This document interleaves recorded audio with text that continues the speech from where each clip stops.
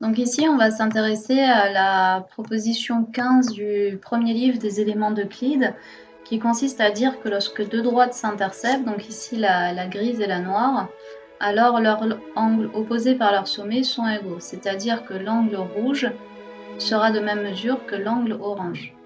Donc quel est le principe de la propriété? Ici, on va utiliser la proposition 13 qui stipule que lorsqu'on a deux droites qui s'interceptent en un même point et qu'une troisième droite s'intercepte en ce même point, alors si les angles de ces droites, donc de cette intersection de la troisième droite avec les deux autres droites en ce même point, sont adjacents et supplémentaires, alors tous les points des deux premières droites vont être alignés. Ça veut dire que les deux premières droites vont être collinéaires.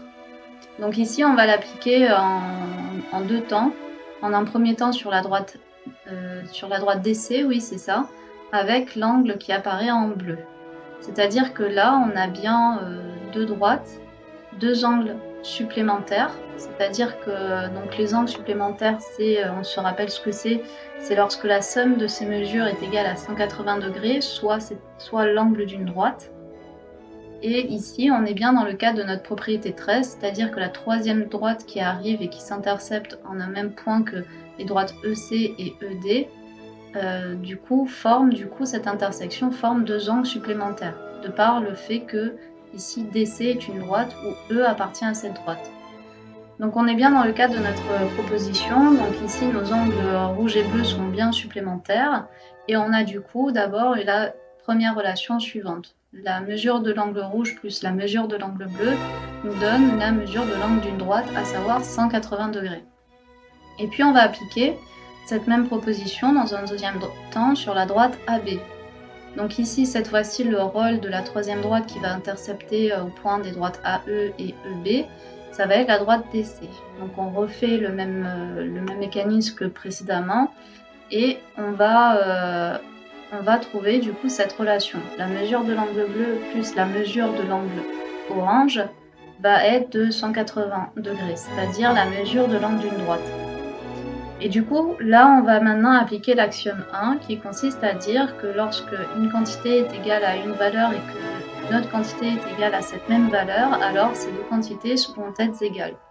Ça veut dire qu'on va avoir l'égalité suivante.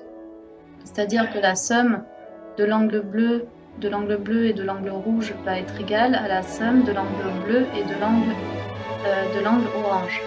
Et donc là, ici, ce qu'il nous reste à faire maintenant, c'est de retrancher cette égalité par l'angle bleu. Effectivement, on peut se permettre d'appliquer encore une fois un axiome qui nous permet de dire que si l'on retranche dans une égalité par une même quantité dans les deux membres de notre égalité, alors cette égalité ne change pas le sens, mais la notion d'égalité, elle ne change pas.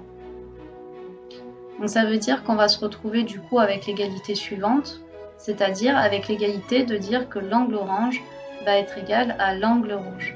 Donc ici, on a bien prouvé que lorsque deux droites sont séquentes, alors les angles opposés par leur sommet sont bien de même mesure.